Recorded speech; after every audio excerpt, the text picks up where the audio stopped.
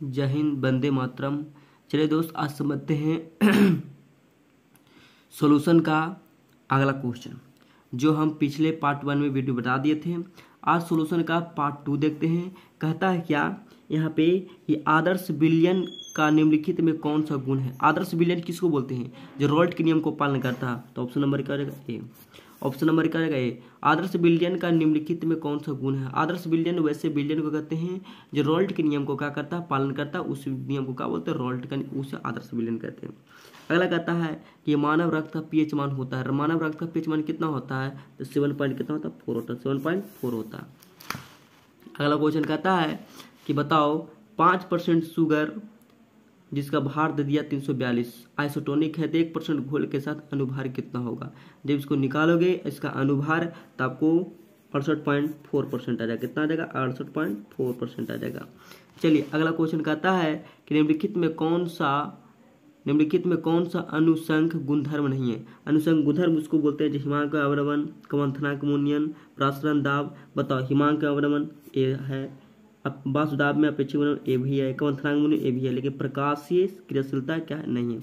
इसका मतलब option number क्या रहेगा? डी। ऑप्शन नंबर क्या रहेगा? डी।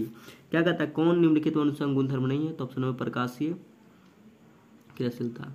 फिर कहता है कि अगर एन घुल पदार्थ को मोल की संख्या है, कहता है क्या कि अगर एन घुल पदार्थ के मोल की संख्या तथा एन घोलक के मोल की संख्या को घोल के मोल प्रभाव क्या होता है? मोल प्रभाव जिसको बोलते हैं, जिसका कहेगा उसको ऊपर में रखो। तो क्या करा? एन है ना, तो एन बटे अब बड़का एन और छोटा एन हो जाएगा। एंड जैसे मोल प्रभाव कहेगा तो मोल प्रभाव किसको बोलते हैं? किसी अवयव के मोल कुल मोल के अनुपात को मोल प्रभाव। ऑप्शन नंबर क्या हो जाएगा? क्या कहता है अगर एन घोल तो एन का मतलब ऊपर रखना, और कुल घोल तो एन प्लस एन। खत्म, आंसर हो गया। चलिए अगला क्वेश्चन क्या कहता है समझना।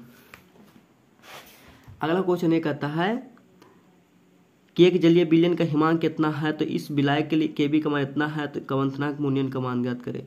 तो कवंथनांक मूल्यन का मान जब भी आएगा तो निकालेगा 0.052 आंसर आ जाएगा, क्योंकि हिमांक में अवनमन का मान इसका डेल्टा, जैसे क्या कहता है डेल्टा क्या कहता है? हिमांक कहता है हिमांक में अवनमन। तो इसमें बात यहाँ पे आता है कि कवंथनांक के उन्नयन निकालोगे ना, तो कहता है कि जलीय विलयन का हिमांक कितना दे दिया है, तो डेल्टा टीवी का मान क्या होगा? टीएफ का मान होता है KF गुना W2/M2 गुना W1, इसको बैठा कर तो मान निकल जाएगा। चलिए अगला क्वेश्चन समझते हैं। कहता है कि समान ताप एवं दाब पर किसी गैस के एक मोल का आयतन कितना होगा? 22.4।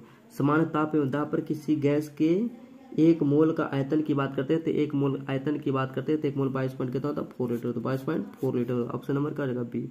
कहता है निम्नलिखित में कौन ताप को प्रभावित नहीं करता? ताप को जो प्रभावित नहीं करता उसे क्या बोलते हैं? जो ताप को क्या करता है प्रभावित नहीं करता उसे बोलते हैं सामान्यता, मूललता, मूलरता या फॉर्मिलता। तो जो ताप को प्रभावित नहीं करता, जिससे ताप से कोई मतलब नहीं है, उसका नाम क्या है? मूललता। क्या होता है? Option number B. Option number क्या हो जाएगा? बी। तो ताप को प्रभावित नहीं करता। अगला क्वेश्चन कहता है केवी या डेल्टा टीवी जो जलीय घोल के मूललता है, ये क्या होता है? केबी बराबर डेल्टा टीवी। क्या कहता है? केबी बराबर डेल्टा टीवी है, जबकि घोल मोल के मूललता कितना हो जाएगा? इसका ऑप्शन नंबर क्या हो जाएगा? 1 होता है। फिर कहता है कि बेंजोइक अम्ल का बेंजीन घोल में बॉन्ड ऑफ गुणांक का मान होता है। बॉन्ड ऑफ गुणांक कितना हो जाएगा? बेंजोइक अम्ल का बेंजीन घोल में बॉन्ड ऑफ मूल्य की बात करता है, तो देखो बेंजोइक अम्ल का बेंजीन घोल में बॉन्ड ऑफ फैक्टर का मान कितना होगा? तो बाबू बेंजोइक अम्ल का सूत्र का पता है? बेंजोइक अम्ल क्या कहता है? बेंजोइक अम्ल, तो जिसमें बेंजीन पर का तो उसे बोलते हैं बेंजोनोइल या फिनॉल भी बोलते हैं। C6H6OH होता है। इसका कितना होता है? Bond of factor 0। ठीक है। अगला कहता है कि 250 मिलीलीटर घोल में 4 ग्राम NaOH में घुलने पर मूलरता क्या होगा? मूलरता जैसे निकालेगा तो मूलरता का फॉर्मूला क्या होता है? मूलरता M बराबर होता है क्या? W2/M2 गुना वैल्यूम पर लीटर। इसको निकालोगे तो इसका मान 0.4 आ जाएगा। 0. कितना आ जाएगा? 4 आ जाएगा।